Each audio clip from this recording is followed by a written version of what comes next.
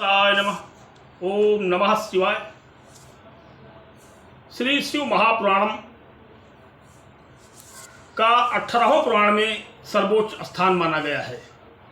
श्री शिव महापुराण जिसके घर में उसकी पुस्तक को नित्य शुद्धता पूर्वक पूजा पाठ करते हैं जो लोग, उनको आदर्श ज्ञान की प्राप्ति एवं जन्म जन्मांतर के पाप का विनाश हो जाता है। इसलिए आज मैं आपके समक्ष श्री शिव महापुराणम का प्रवचन करूंगा, जो हिंदी और संस्कृत श्लोक के माध्यम से आपको अवगत कराऊंगा। शौनक मुनि का सूत जी से सद्योजात वामदेववाद के भेद जानने का प्रश्न करना। वंदे महानंद मनंत लीलम महेश्वरम सर्वविभुम महांतम गौरी प्रियम कार्तिक विघ्नराज समभोदवम शंकरमादिदेवम। मैं गौरी प्रिय कार्तिक एवं श्री गणेश को उत्पन्न करने वाले आदिदेव शंकर को नमस्कार करता हूँ, जो महेश्वर आनंद स्वरूप अनंत लीला से युक्त सर्वत्र व्यापक एवं महान है। शौनकवाच व्यास शिष्य महाभाग सूत ज्ञान दयानिधि वद संभवतारांश ऐरकाशी सताम शिवम। शौनक जी बोले कि व्यास शिष्य, हे महाभाग, हे ज्ञान एवं दया के सागर सूत जी, आप शिव जी के उन अवतारों का वर्णन कीजिए जिन अवतारों के द्वारा उन्होंने सज्जनों का कल्याण किया है। सूत जी कहते हैं, मुनि शौनक सद्भक्त्या दत्त चित्तोदितेन्द्रिय अवतारान् शिवस्याहं वच्मे मुने शृणु। एतत्पृष्टः पुरानंदी शिवमूर्ति सतां गतिः सनत कुमारेण मुनि तमुवाच शिवम स्मरन्। सूत जी बोले कि हे महर्षि शौनक, मैं शिव जी में ध्यान लगाकर और इंद्रियों को जीतकर भक्त पूर्वक शिव के अवतारों का वर्णन आप जैसे महर्षि से करता हूँ, उसे सुनिए। पूर्व काल में यही बात सनत कुमार ने शिव स्वरूप सज्जनों के रक्षक नंदीश्वर से पूछी थी। तब शिव जी का स्मरण करके नंदीश्वर कहने लगे। नंदीश्वर वाच असंख्याता ही कल्पेश विभो सर्वेश्वरस्य वै अवतारा तथापि ही वच्यहं तान् यथामति एकोनविंशकः कल्पो विज्ञेयः स्वयं लोहितः सद्यो जाता अवतारस्त प्रथमः प्रकीर्तितः तस्मिन् तत्परमं ब्रह्माध्यायतो ब्राह्मणस्तथा उत्पन्नस्तु शिखायुक्तः कुमारः श्वेत लोहितः तं दृष्ट्वा पुरुषं ब्रह्मा ब्रह्मरूपिणीश्वरं ज्ञात्वा ध्यात्वा च सिद्धैव वन्दे प्रयान्तंजलिः। नंदीश्वर जी बोले कि हे सनत कुमार, सर्वव्यापक शंकर के प्रत्येक कल्पों में यद्यपि अनेक अवतार हैं, फिर भी मैं यथामति उन अवतारों का वर्णन करता हूँ। 19वां कल्प श्वेत लोहित नाम से प्रसिद्ध है। उसमें भगवान शिव प्रथम सद्योजात नाम से अवतरित हुए थे, और श्वेत कल्प में ब्रह्मा जी जब परब्रह्मा का ध्यान कर रहे थे, तब एक शिखायुक्त श्वेत लोहित कुमार उत्पन्न हुए, और ब्रह्मदेव ने उन्हें देखते ही ब्रह्म स्वरूपी ईश्वर जानकर उनका ध्यान करके हाथ जोड़ करके नमस्कार किया। सद्योजातम शिवम बुद्धः जहर्ष मुहुनीश्वरः मुहुर्मुहुश्च सद्ध्वया परमं तं संचिन्तयत् ततोऽस्य ध्यायतः श्वेतः प्रादुर्भूतः यशस्विनः कुमारः प्रविद्यान् प्रब्रह्म स्वरूपिणः सुनन्दो नन्दनश्च विश्वनन्दोपनन्दनो शिष्यास्तस्य महात्मनो अयस्तद् ब्रह्मा समावृतम् सद्योजातस्य वै शम्भुर्ददो ज्ञानं च वेद से सर्गशक्तिमपि प्रीत्यः प्रसन्नः परमेश्वरः इति सद्योजात अवतारः प्रथमः। और उन्हें सद्योजात नामक शिव समझ करके अत्यंत प्रसन्न हुए, और बारंबार सद्बुद्धि ने उस परम पुरुष का चिंतन किया। तदनंतर ब्रह्मा के पुनः ध्यान करने पर श्वेत वर्ण यशस्वी परम विज्ञानी एवं प्रब्रह्म स्वरूप वाले अनेक कुमार उत्पन्न हुए, जिनके नाम सुनंद, नंदन, विश्वनंदन एवं उपनंदन थे। ये सभी उस महात्मा श्वेत कुमार सद्योजात के शिष्य हुए, और जिनके द्वारा संपूर्ण ब्रह्मा समावृत है, उन्हीं सद्योजात नामक परमेश्वर शिव ने प्रसन्न होकर के ब्रह्मदेव को ज्ञान एवं सृष्टि उत्पन्न करने की शक्ति भी दी थी। सद्योजाता अवतार समाप्तः ततो विंशतितमः कल्पो रक्तो नाम प्रकीर्तितः ब्रह्मा यत्र महातेजा रक्तवर्णमघारयत् ध्यायतः पुत्रकामस्ति पादुर्भूतो विधेसुतः रक्तिमाल्याम्बरधरो रक्ताक्षो रक्तभूषणः सा तं दृष्ट्वा महात्मानं कुमारं ध्यानमाश्रितः वामदेवं शिवं ज्ञात्वा प्रणामकृताञ्जलिः ततस्तस्य सुता हयासंश्चत्वारो रक्तवासः बिरजास्य विवाहस्य विशोको विश्वभावनः वामदेवः सा वै शम्भो ददो ज्ञानं चावेत्सि सर्गशक्तमप्ये प्रेत्यः प्रसन्नः परमेश्वरः इति वामदेवतारो द्वितीयः। इसके अनंतर 20वां रक्त नामक कल्प प्राप्त हुआ। उस कल्प में महातेजस्वी ब्रह्मदेव ने रक्त रूप धारण किया। जब पुत्र की कामना से ब्रह्मदेव ध्यान कर रहे थे, तभी रक्त वर्ण की माला पहने, रक्त नेत्र और आभूषण धारण किए हुए एक कुमार पैदा हुआ और ध्यान में निमग्न ब्रह्मा ने उस कुमार को देखते ही उन्हें वामदेव शिव समझकर हाथ जोड़ करके प्रणाम किया। उस वामदेव के लाल वस्त्र धारण किए हुए ब्रजा विवाह विशोक एवं विश्व भावन नामक 4 पुत्र उत्पन्न हुए। उन्हीं वामदेव नामक शिव ने ब्रह्मा जी को ज्ञान दिया और प्रसन्न होकर सृष्टि उत्पन्न करने की शक्ति भी दी। वामदेवतार समाप्तः। एकविंशतितमः कल्पः पीतवासः इति स्मृतः ब्रह्मा यत्र महाभागः पीतवासः। एकविंशतितमः कल्पः पीतवासः इति स्मृतः ब्रह्मा यत्र महाभागः पीतवासः बभूव ध्यायतः पुत्रकामस्य विधेय जातः कुमारकः पीतवस्त्रादिक प्रौढ़ो महातेजा महाभुजः तं दृष्ट्वा ध्यान संयुक्तं ज्ञात्वा तत्पुरुषं शिवं प्रणाम ततो बुद्ध्या गायत्री सांक्रीं विधि जपेत्वा तो महादेवीं सर्वलोक नमस्कृतां प्रसन्नस्तु महादेवो ध्यानयुक्तेन चेत्सः ततोऽस्य पार्श्वतो दिव्यः पादुर्भूता कुमारकाः पीतवस्त्रा हि सकला योग मार्ग प्रवर्तकाः इति तत्पुरुषा अवतार तृतीयः। 21वें कल्प का नाम पीतवासा है, जिसमें महाभाग्यवान ब्रह्मा पीतवस्त्र धारण किए हुए थे। और उस कल्प में जब ब्रह्मा जी पुत्र की अभिलाषा से ध्यान कर रहे थे, उस समय पीताम्बरधारी प्रौढ़ावस्था का महातेजस्वी और महाबाहु एक कुमार उत्पन्न हुआ।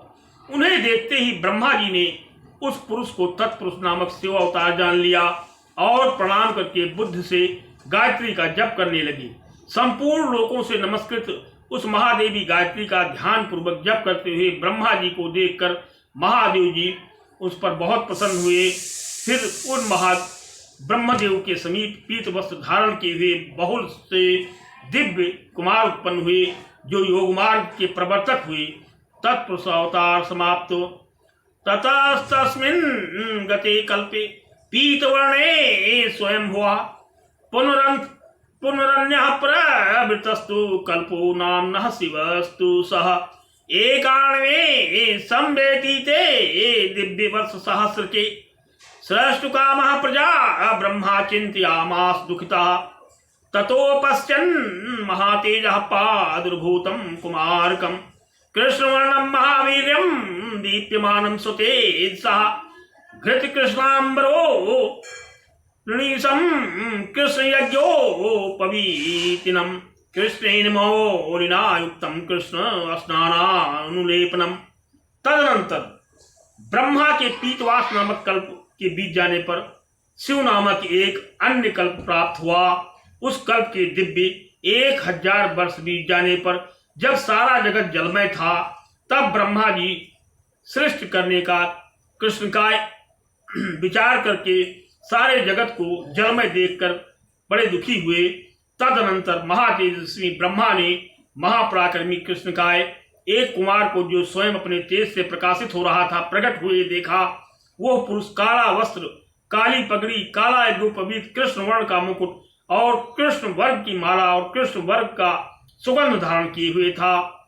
सा तं दृष्ट्वा महात्मानं घोरं घोर विक्रमं ववन्दे देव देवेश मद्भुतं कृष्ण पिंगलम अघोरम तो ततो ब्रह्मा ब्रह्मस्वरूपं व्यचिन्तयत् तुष्टाव व्याभि हृष्टाभिर्भक्तवत्सलं व्ययम् अथास्ति पार्श्वतः कृष्ण स्नानानुलेपनः चत्वारस् महात्मनः शम्भुः कुमारकः कृष्ण शिखस्य कृष्णास्य कृष्णकण्ठदृक् इति ते अव्यक्तिनामानः स्वरूपाः सुतेजसः एवं भूतो महात्मनः ब्राह्मणः सृष्टिहेतवे योगं प्रवर्त्यात् यामासुरो घोराख्यं महद्भुतम्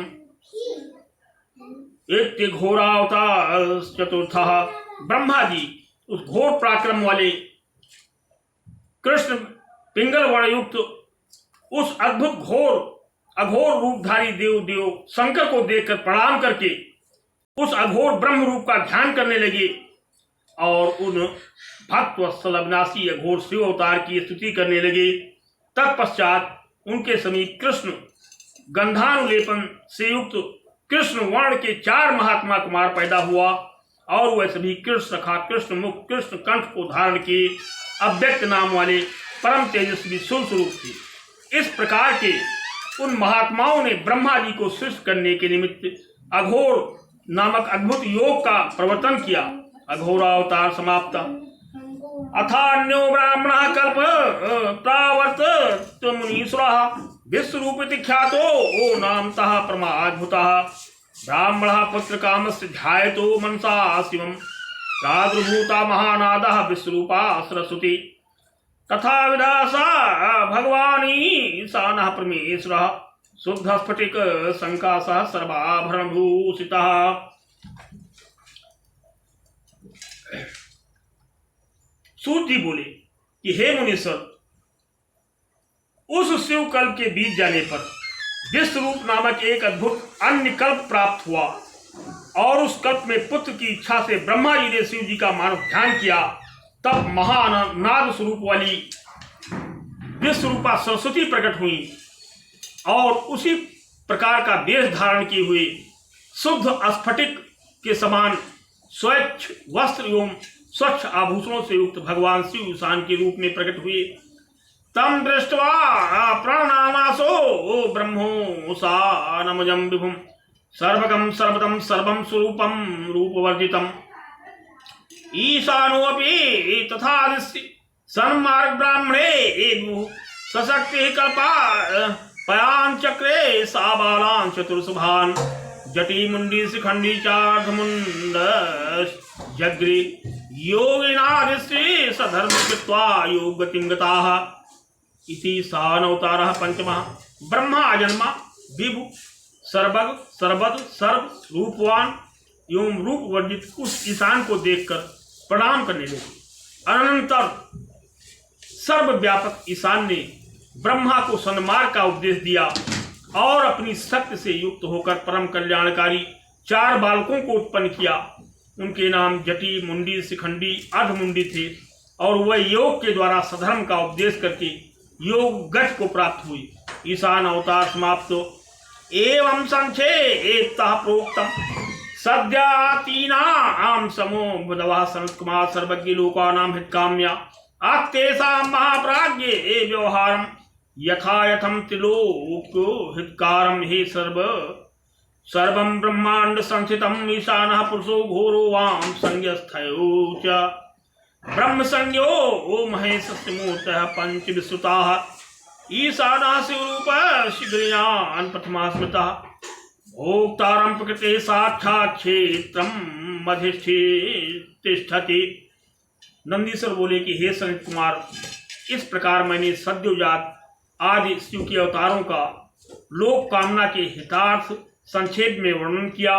हे महाप्राज्ञ, उन्हीं रूपों के द्वारा त्रिलोकी के हित के लिए किया गया व्यवहार इस संपूर्ण ब्रह्मांड में जैसे जैसे फैला हुआ है और महेश्वर की ईशान तत्पुरुष घोर वामदेव ब्रह्म संज्ञा वाली 5 मूर्तियां संसार में विख्यात हैं।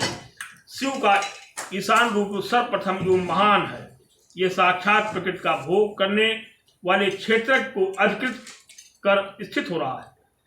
सैवस्तत्पुरुषस्याख्यस्य स्वरूपो हि द्वितीय कहा गुणाश्रयात्मकं भोग्यम सर्वज्ञे मध्ये तिष्ठति धर्माय स्वांग संयुक्तम बुद्धि तत्वं पिनाकिनः अघोराख्य स्वरूपो यतिष्ठत्यन्त अस्तित्य कहा वामदेवा आह्वयो रूपश्चतुर्था संकरसे अहड् कृतेरधिष्ठानो बहुकारिकरः सदा ईशानाः स्वरूपो हि शंकरस्य सुरः सदा क्षोत्रस्य वचश्चापि विभोव्योर्मन्नश्चैव। शिव जी का दूसरा रूप तत्पुरुष नाम वाला है, जो गुणों के आश्रय वाले भोगों को भोगने वाले सर्वज्ञ पर अधिष्ठित हो रहा है। शिव जी के तीसरे रूप का नाम अघोर है, जो धर्म के व्यवहार के लिए अपने अंगों से युक्त होकर बुद्धि तत्पर अंतःकरण में अधिष्ठित है। शिव जी के चौथे रूप का नाम वामदेव है। ये समस्त अहंकार का अधिष्ठान होकर अनेक प्रकार के कार्यों को करने वाला है। शिव जी का प्रथम ईशान नामक रूप श्रोत्रेंद्रिय एवं वागेंद्रिय का विभु और आकाश का ईश्वर है। त्वत्पाणिस्पर्श वायु नामीश्वरम रूपमयेश्वरम पुरुषाख्यम विचाराज्ञः मतिमन्तः प्रचक्षिते वपुषस्य रसश्चापि रूपस्याग्नेयः च अघोराख्यम अधिष्ठानम रूपमाहुर्मनीषः रसनायास्पायुष रसयापां तथैव च ईश्वरं वामदेवाख्यं स्वरूपं सांक्रम स्मृतं घ्राणस्य चैवोपस्थस्य गन्धस्य च